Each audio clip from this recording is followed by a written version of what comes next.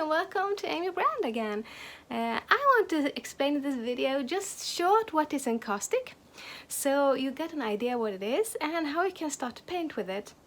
I have to explain, I'm from Europe, Sweden actually, and here encaustic are two kind of different things.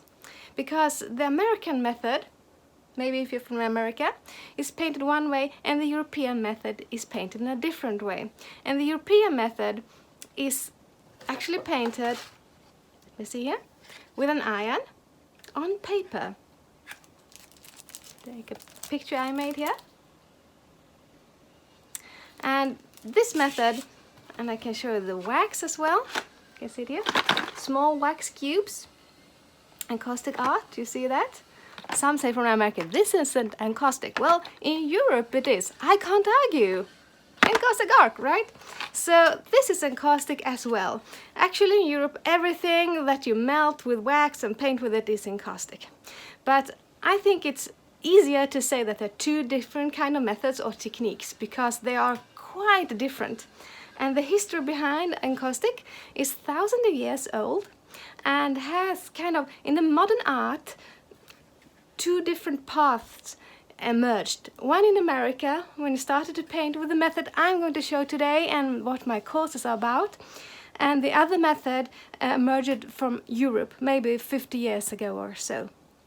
So that's because you just want to know that there are two different kind of encaustic methods, and forums and things like that, you're not welcome with the iron art if you say this is encaustic forum, but it's American method that's welcome there.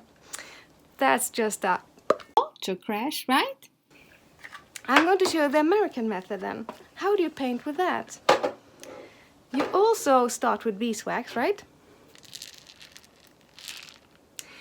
Now you can, if you live in Europe, this is the big difference. If you live in America, the supplies to encaustic is of course much bigger because it comes from there.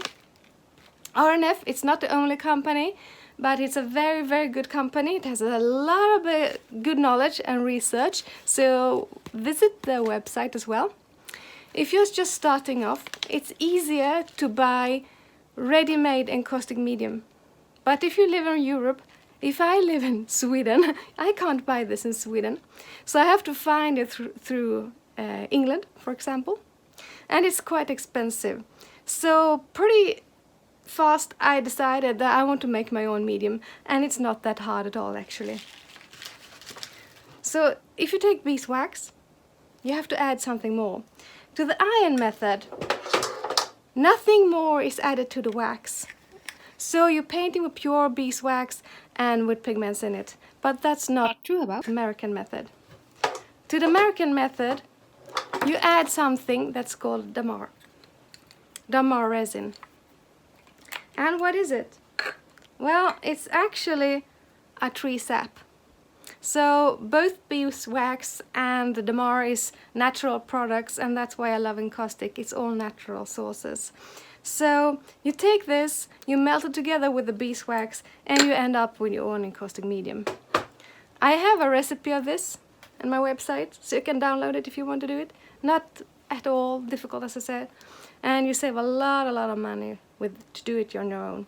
But if you're buying beeswax, choose bleached beeswax, because beeswax is quite yellow, and if you're painting like this painting with a lot of yellow, it's no problem. But if you want white, you won't achieve that, right?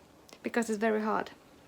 So bleached beeswax, and in my courses I explain what to think about the bleached beeswax and so on. So then you got your encaustic medium, but you want colors. You just don't want this quite transparent medium, right? So you want colors, and again, here, some RNF. Can you see that? RNF encaustic colors come in these tiny cubes in my hand like this, and they are horrible expensive in Europe, horrible expensive. So I don't even want to unwrap it, you know. I keep it like this, just watching it. Oh, it looks nice, you know. So I make my own colors instead.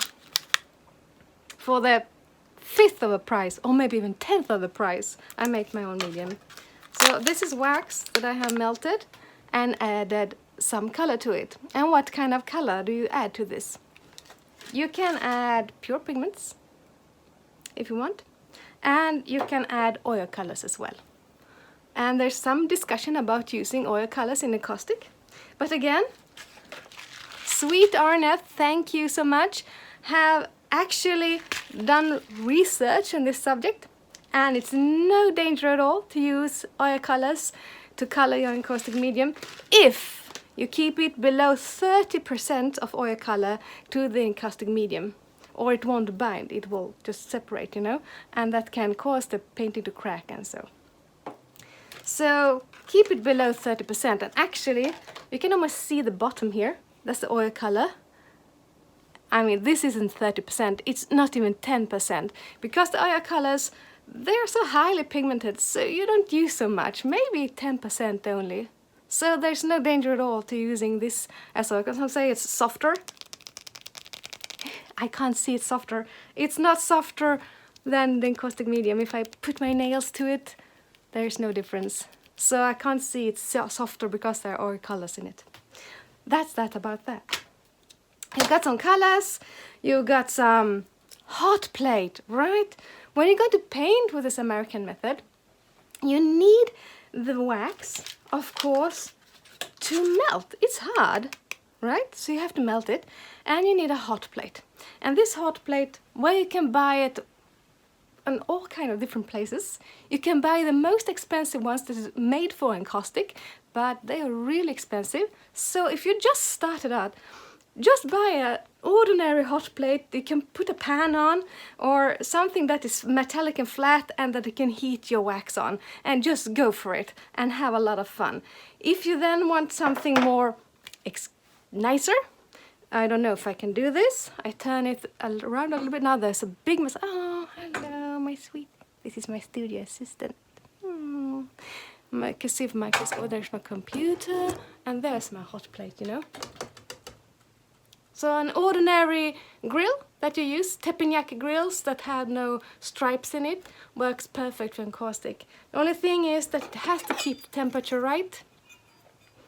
90 degrees Celsius, 200 degrees Fahrenheit maximum, or the beeswax will be toxic, and you don't want that to happen. So a thermometer is really, really, really, really important to have. So you keep your wax in some kind of pots, as I showed you here. I have actually paper muffin cups, just for a little color, and you have a lot of color. Some kind of tuna fish cans, food cans, whatever that's metallic, that doesn't have plastic and that is pretty flat at the bottom. Works perfectly well. Here you melt it and then you paint with it. And let's take a brush. Here's a brush, and it's absolutely stiff right now, because that's what happens.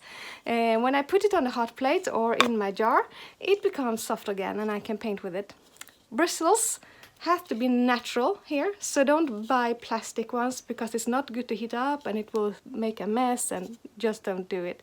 So natural bristles in your brush, okay? And there's that. And when you have painted with it, let me show you some paintings. I show all these kind of things in my courses. Here you can see where I painted with some color, but something more has happened. It has melted once again, because, oh, and here's some grass from my garden as well. You have to be dried grass, don't put in something that's fresh, you know, that makes a mess, it starts to rot and not nice. So dry things works great. Every time I apply a layer of wax, this layer has to melt again, or it will peel off, you know. So how do I melt this? You need a heat gun. And caution hot, this is not for here, it's much hotter. So you need some kind of heat gun. I like this. These are for scrapbooking and a embossing gun, because they are more quiet and don't blow so much air, and you don't burn yourself so easy on these ones. That's why I like it. Start with this one because it's cheap and it's safe, and you feel at least what happens. You get the idea. When you think this is fun, you want to do more, then you buy a gas burner. This size is just perfect. Not too small, because the small ones, they can't actually make the surface nice. It burns a hole in the wax. And the big ones, well, you know, you maybe watch some YouTube movies and think, oh, those are cool, the big ones. You know, start that a couple of years ahead, right? This one's perfect. You can use for the kitchen tool. The only thing they have to have is safety, of course. Now let's see. A button, and a button for continuous flame, so you don't have to press in your thumb. That's very exhausting. And let's turn around. And on the other side, you can adjust the flame size. Oh, keep it at a low. This, of course, is very hot. This part is easily to get burned on.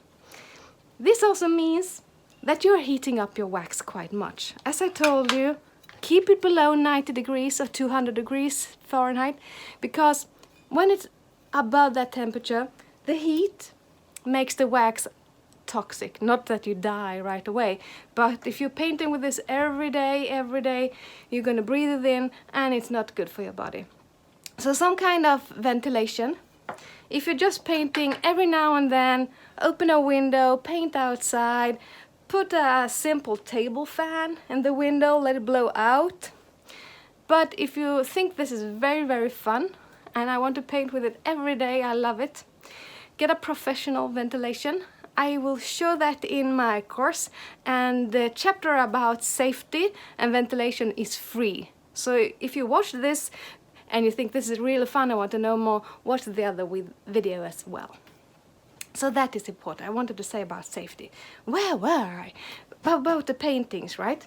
I want to show you something more that is so fun with an encaustic, is that encaustic medium is different from any other medium you will ever have painted with before, because I will say actually that encaustic, it's a mixture between painting and ceramics, because you can work on it like a sculptor. So here, I don't know, 20 layers, let's see if I can zoom in, maybe 20 layers of wax applied on this, then scraped away, applied again and scraped away, and you can get amazing textures. It's so fun. It's only your imagination, what you can achieve and what you can do with this. It's all about what do you find fun with it. Try all kind of things. Now, here's a recent painting. What I've done here is I have embedded paper in it. And this is the second part of encaustic that is so very fun, that you can use it as a mixed media technique, where you can embed materials, papers, photographs, you can embed, as I showed you, dried flowers, but even heavier objects. The wax isn't actually a glue. It can glue some just thin papers to the surface. If you want something more rigid, let's say I want this piece like this on it, I have to make some kind of wiring and make a hole and make a wire through so I can stick it on like that. But that is of course way past. But just want to show you something that give you inspiration. I forgot to tell you about what to paint on, right? When I showed you the iron, you can paint on paper, this kind of paper. And paper is a soft material, so you can bend it. And it's all right with the iron technique because it's just one thin layer, so it won't break. If I would have painted this painting that maybe have 5 to 10 layers of wax, and this would be something I could bend, the wax on top, you get it, would break, right? So you would just don't paint on canvas, right? Because that's a soft material.